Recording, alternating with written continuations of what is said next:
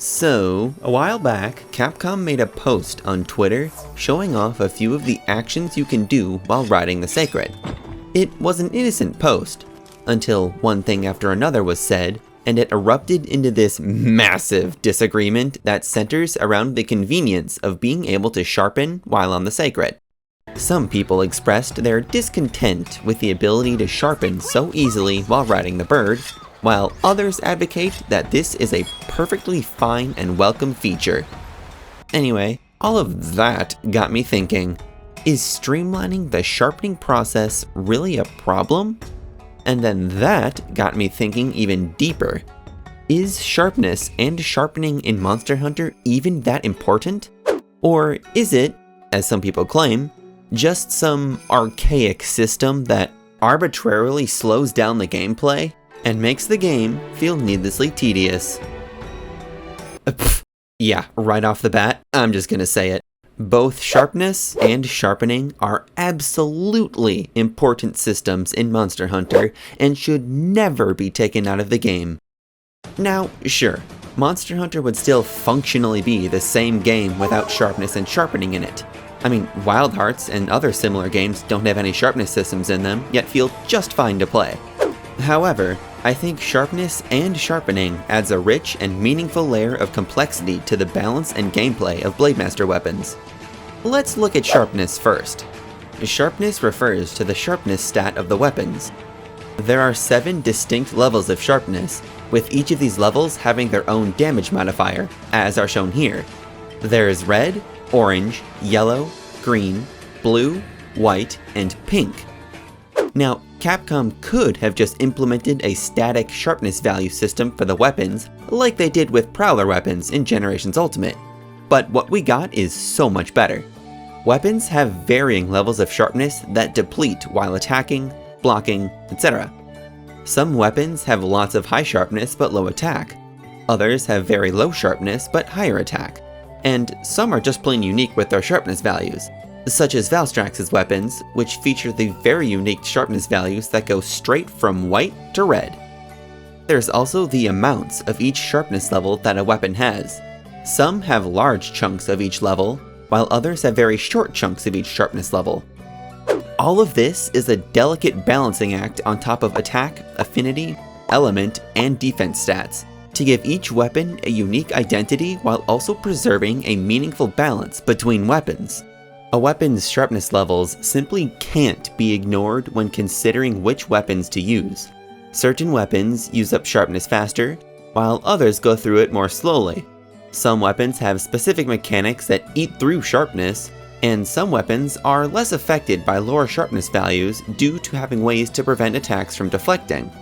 So between sharpness levels, sharpness amounts, and weapon types, managing a weapon's sharpness will play a very important factor in how much damage the weapon will do, and also in deflecting less. Lastly, to tie all of this together into a meaningful gameplay element, Capcom implemented a system where we can restore the sharpness that has been lost while hunting. And this is sharpening. To sharpen our blades, the standard method is to use a whetstone to enter this 6-second long animation where the hunter swipes the whetstone 4 times before the blade shimmers and your sharpness is restored. If you get interrupted before finishing this animation, you won't gain any sharpness, and you'll need to do the animation all over again. And this is where sharpness gets interesting. There are many nuanced decisions that go into deciding when to sharpen our weapons. How many levels should I lose before I need to sharpen? Should I bother to sharpen now, or wait until the monster leaves? Is now even a safe time to sharpen, or will the monster hit me? Or should I just retreat now to sharpen safely? These are all considerations that are often processed, usually subconsciously as we play the game. Deciding when, where, and how to sharpen is a key element of the gameplay for Blademasters. These two systems, sharpness and sharpening, are so intertwined that you can't properly have one without the other. Without sharpness, there would be no need for sharpening, and without sharpening, sharpness would just be a very bland weapon stat.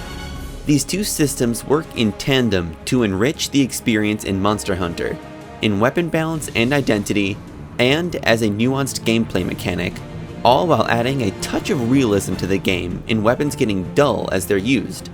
Monster Hunter's sharpness and sharpening are among some of the best weapon balancing mechanics I've seen in gaming. So yeah, that's why sharpness and sharpening are such important systems in Monster Hunter. Which brings me back to the point I made at the start of the video. Is streamlining the sharpening process really a problem? Now, I think a good place to start is armor skills and the like. There are all sorts of various skills across Monster Hunter that can influence sharpness and sharpening. Some simpler skills would be losing less sharpness when hitting things, or being able to speed up the sharpening process. More advanced skills would be not losing sharpness on critical hits, or dodge rolling to restore sharpness. These skills make managing sharpness much easier, but they don't create any problems, since it's not the default. You have to devote a portion of your set to gain these conveniences, which is a conscious and meaningful choice that players make that enhances the gameplay experience. So improving the process, specifically through convenient armor skills, is certainly not a problem. The issue with streamlining sharpening comes in when it becomes part of your baseline set of abilities. And this is where the changes in Wilds come into play, as there are two key features that streamline sharpening. You can do it while riding the Sacred, and you can restore small portions of sharpness with each swipe of the Whetstone. Both of these changes have important implications for sharpening, for better and for worse. Let's start with Sacred sharpening. First off, this is not a new feature by any means, as we were able to sharpen while riding on Tail Raiders in Iceborne, and on our Palamutes in Rise and Sunbreak. Iceborne's incorporation was totally harmless, as we could only do this outside of combat while traveling from zone to zone. It was merely a convenience. In Rise, however, we could ride our Palamutes and sharpen while in combat. The benefit to this is the ability to sharpen while on the move, eliminating much of the risk of committing to the sharpen animation. However, while it's the safest option, it's also the most time-consuming, as we have to take the extra time and mount the Palamute. As a result, Palamute sharpening became another option for sharpening, rather than the go-to option for sharpening, due to this balance of time commitment and convenience. As for sharpening on the Sacred, it functions the same as sharpening on the Palamute, but relative to Palamutes, the Sacred takes noticeably less time to mount. Most of the time it only takes a few seconds to mount the Sacred after you call for it, since it will sit at the edge of combat waiting for your command. Not only that, you can also call the Sacred to pick you up after getting knocked back in a manner similar to wire falling. This makes mounting the Sacred quick and easy, which makes sharpening on the Sacred, and by extent our safe sharpening option, far more accessible. And this is where my concerns lie with sharpening on the Sacred. If Sacred sharpening is too accessible, then it will naturally become over-centralized as a way to sharpen, which takes away from the depth of sharpening as a mechanic since it's significantly safer than grounded sharpening without any real drawback. But again, is that necessarily a bad thing? I mean, it could certainly be argued that it removes some of the meaningful depth from sharpening, since it's so safe and convenient relative to sharpening on the ground. But overall, I would say no. Sharpening on the Sacred doesn't pose a significant problem to the game as a whole. And this is because sharpening exists as a way to balance sharpness, not as a way to arbitrarily slow down the gameplay. So while Sacred sharpening will very likely make sharpening generally safer and easier, it won't be enough to throw off the balance of weapon sharpness, which is what really matters. It does streamline the sharpening process, but not enough to cause a real problem. The other feature though, it has the potential to really shake up sharpness and sharpening. In Wilds, each swipe of our Whetstone will restore a small amount of sharpness. This contrasts the original method, which requires 4 swipes, but restores the entire sharpness gauge. This has huge gameplay implications, especially for weapons with small amounts of high sharpness. Instead of needing to commit to the lengthy process of 4 Whetstone swipes to regain your sharpness, we would only need a single swipe now to get that sliver of pink back. It would be very quick and easy to step back from the monster, swipe the Whetstone once, and get back into the fray.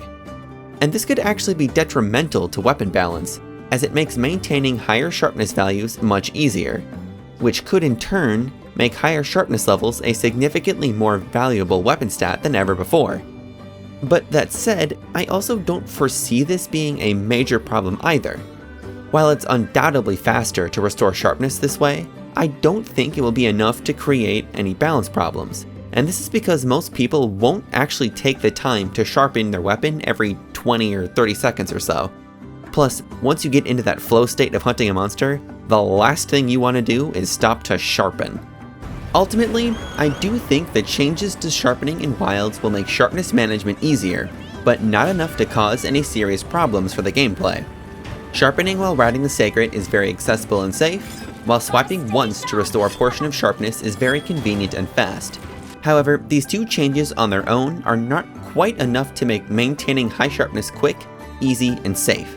Plus, they don't combine well either, since mounting for a single swipe feels like a disproportionate time investment.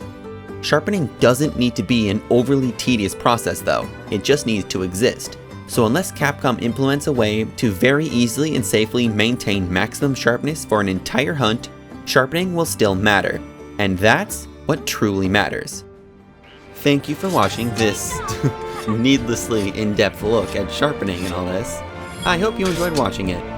Don't forget to like and subscribe and check out our socials. Thank you for watching everyone. Be cool, stay frosty.